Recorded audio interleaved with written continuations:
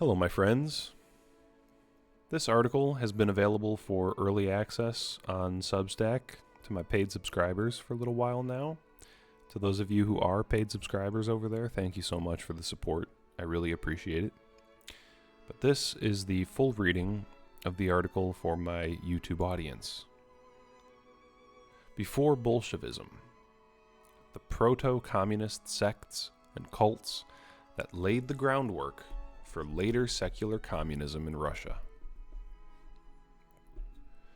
Although it is still apparently contentious to some, much work has been done to show that Bolshevism/communism were projects planned and executed by ultra-wealthy international Jewish bankers and merchants. It may seem counterintuitive that a capitalist elite built on extreme wealth would promote anti-capitalist ideologies.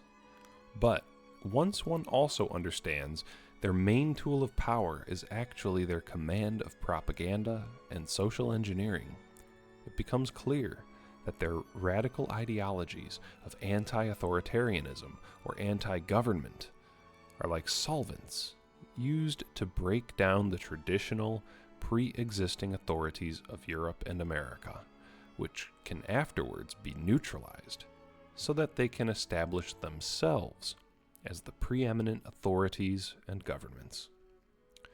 The minds of the masses, as anyone can witness today, are so fickle, malleable, and capable of sustaining contradictions that an apparently anti-authoritarian message can be used to bring about the most complete despotism, and the average NPC will never think twice about it. Yet, I do not believe that this was always the case for the vast majority of people. The average person of today is akin to the village idiot of 3 centuries ago, and much effort has gone into degrading the minds of the average European man and woman since then. In the case of Russia in particular, a series of what I would argue were deliberate social engineering efforts by the international Jewish/crypto-Jewish elites were necessary in priming the peasantry for accepting Bolshevism when it arrived at the start of the 20th century. Do not mistake me in thinking they had Bolshevism planned as the end goal from the start, however. Think of it like this. They began with what psychological and ideological tools were available at that time. In the late 1600s to 1700s, the milieu was Christianity, and any attempt to influence the peasants had to be channeled through that lens. Over time, the elite networks and influence evolved. Tactics improved, various strategies were attempted, and through trial and error, it was discovered what methods worked and what did not. What began as a spiritual rebellion became increasingly secular and political until we reached the end goal in Bolshevism, wherein the tool used to achieve the outcome, Christianity, could be fully cast aside, and the international cryptocracy could rule without any rivals. So, to reiterate, although some remain skeptical that Bolshevism/communism was a Jewish plot, a continuous pattern emerges when looking back at the preceding centuries in Russia. Wealthy Jewish/crypto-Jewish or Jewish-connected merchants and bankers helped to organize and support radical anti-establishment and proto-communistic Christian sects. These sects laid the social and psychological foundations for the ultimate acceptance of communism and the overthrow of the traditional hierarchy and modes of life in Russia, and over the centuries became increasingly secular and politically oriented. The farther back in time you go, the murkier the evidence is, but the clearer evidence in modern times and the continuity of these trends, I believe, makes a good case that even the less well-documented examples from, say, the 1600s were performed by the usual suspects. So, let us begin our investigation with the root of all Russian sectarianism, the Klisti. Klisti. The Klisti, or Klists, were, quote, an underground spiritual Christian sect which emerged in Russia in the 17th century, end quote. The sect preached extreme egalitarianism and challenged the hierarchical authority of the Christian Orthodox Church in Russia at the time. In a sense, they also rejected private property, renouncing wealth and living in communes. They also believed in a coming messianic utopia where the world would live in egalitarian harmony. In all these ways, they were essentially spiritual communists, and all these traits would be mirrored and secularized in later Marxist ideology. Their oral legends say that the sect was started by some random peasant in the middle of the 1600s, but this is hard to believe because the facts of history show that by the early 1700s, their cryptic leader Prokofy Lupkin, declared to be the new Christ, was apparently a super wealthy merchant that was able to provide funding and structure to the organization. He was wealthy enough to pay substantial bribes and give donations to the Orthodox Church that were substantial enough to get them to turn a blind eye to their activities. And here's two images from different genealogy websites showing that the name Lupkin is, in fact, Jewish, and a number of Jews go by that name. Lupkin is a name that is confirmed to be a Slavic Jewish name by a number of sources, and his occupation as a merchant and the eerie similarity of the accusations against his Klisti sect with those made against other contemporary Jewish sects, such as the Sabbateans and Frankists, make a strong circumstantial case that this supposed peasant sect was in fact manufactured by crypto-Jewish interests. Those allegations were, as you might guess, extreme sexual immorality, orgies, wife-swapping, sodomy, etc., despite the fact that mainstream history now asserts they were strict ascetics, as well as ritual infanticide, a common allegation made against the Jews since time immemorial. Here's a quote, the relevant part being, "The Klisti sect, the dissenting sect which most closely resembles Hasidism, wears white for its secret services." Mainstream scholars have affirmed the parallels of the Klists to Hasidism, adding further confirmation to this connection, which logically also applies to all descendant sects that will be discussed herein. Edit.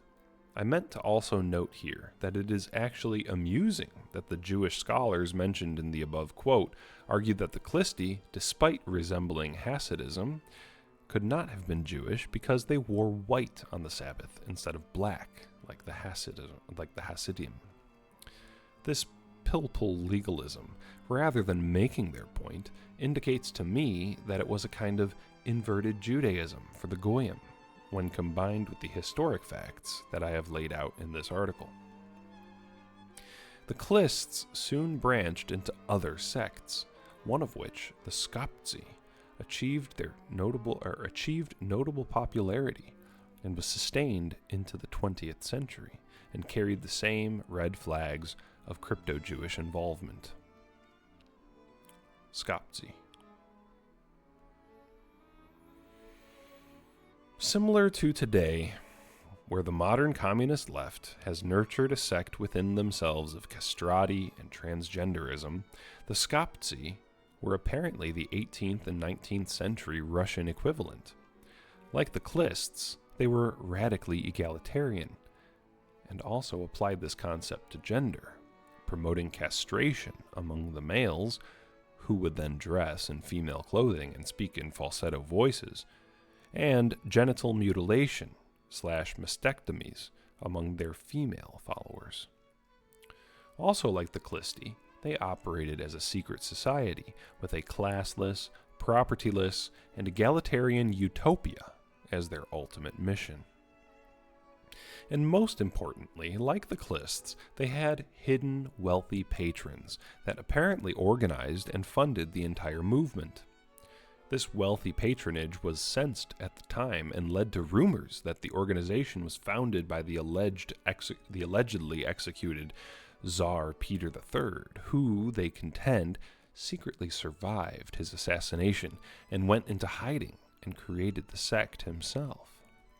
This rumor is not substantiated by any evidence, but, as I said, it demonstrates a vague sense by the Russian population, despite the fact that it is claimed to have been established by a peasant yet again, that the Skoptsi somehow enjoyed elite and wealthy support, which is supported by documented facts. Not only that, but the idea that both the Klisti and a subsequent branching of it were both founded by random peasants, keeping in mind that the Russian peasantry at the time was overwhelmingly illiterate with near zero mobility. How are we supposed to believe they somehow maintained ideological continuity under such conditions? The narrative we're given is obviously a fairy tale.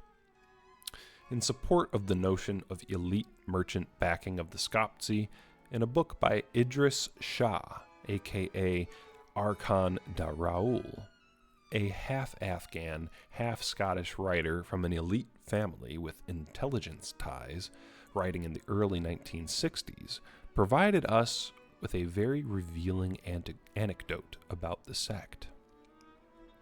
Quote, "In Morchansk, a police officer received a note demanding the release of 3 women accused of being Skoptsi. Enclosed was a gift of 10,000 rubles in cash.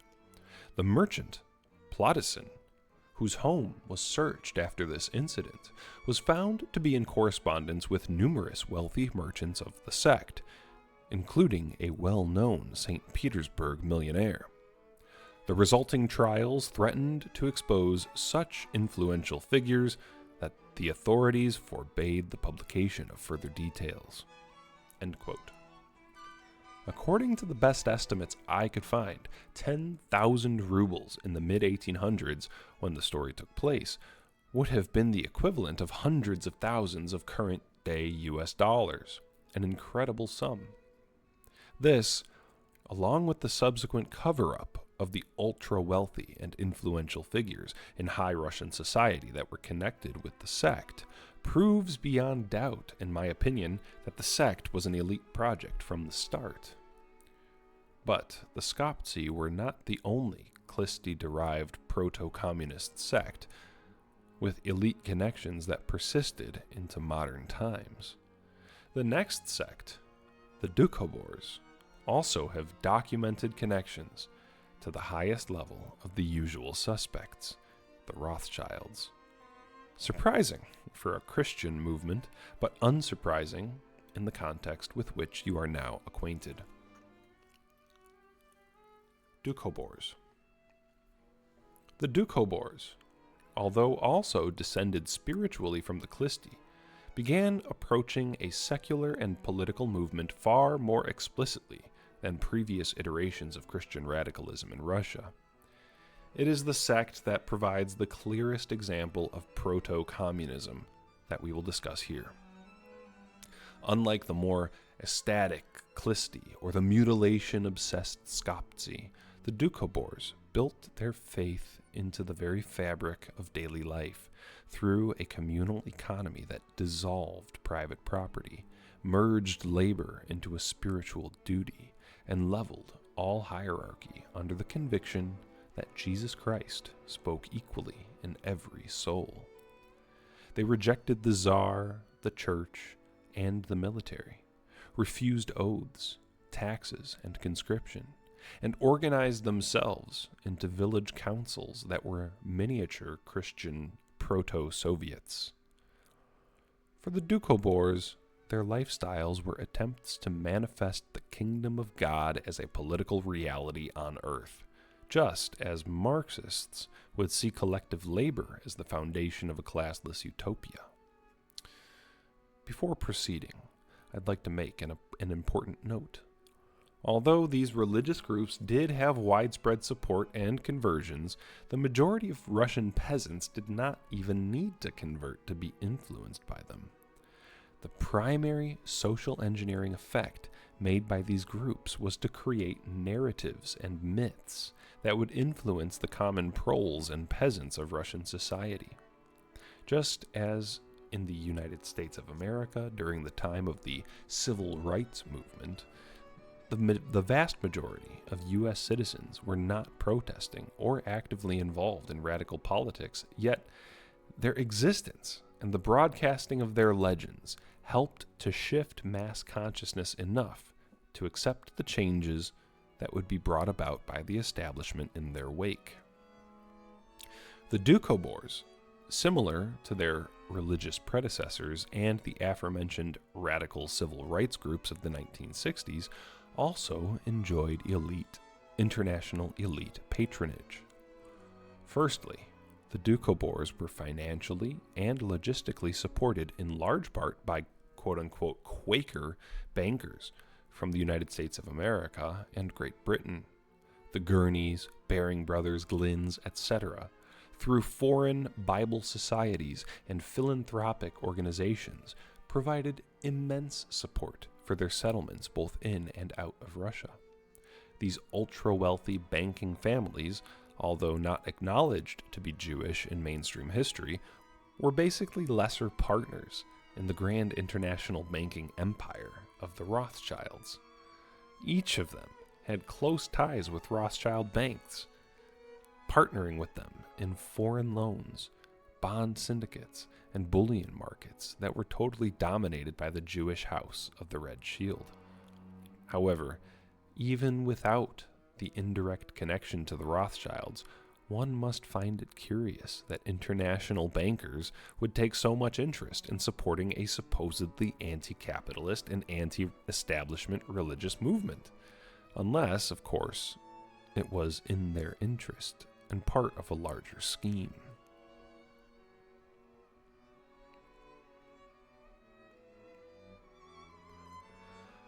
The clearest connection, however, is in the influence of the ultra-wealthy Jewish propagandist Alexander Herzen. Herzen was a close friend and associate of Karl Marx, another Jew with family connections to top-tier capitalist and industrialist elites. See my video on his genealogy. Is considered the father of Russian socialism, and his work provides the final bridge between the Christian mystical movements we've been discussing and modern secular socialism. Herzen used the Doukhobors centrally in his writing as a proof of concept of socialism and presented a political revolution in religious terms while explicitly advocating a secular political revolution. He was connected with the highest rungs of the Russian elite, but more importantly, he was funded and supported by the Rothschilds, a fact that is openly acknowledged by mainstream history. I wrote a thread on Twitter outlining his elite connections and role in promoting socialism, if you're interested in more details on this crucial figure. But I think what I have laid out here already makes a solid case for the argument I presented at the start. Bolshevism did not appear out of nowhere, and the ideological and spiritual genealogy of the communist revolution in Russia bears out elite Jewish merchant support and leadership at every step of the way. The more context we have for such events and movements, the harder it becomes to deny that it was, in fact, a plot carried out by this international elite to overthrow all traditional European modes of governance and social order and establish themselves as the all-powerful cryptocracy that rules today with unprecedented control over the average NPC through the soft, hidden mechanisms of biopower and propaganda. Even if without pointing to the percentage of Jews in top-level Soviet leadership or the elite support of the USSR by international corporations demonstrated by the likes of Anthony Sutton, the actions and ideological continuity that led up to the revolutions makes it basically impossible to argue that the Jewish banking elite was not involved in its plotting and execution. Thank you all for watching.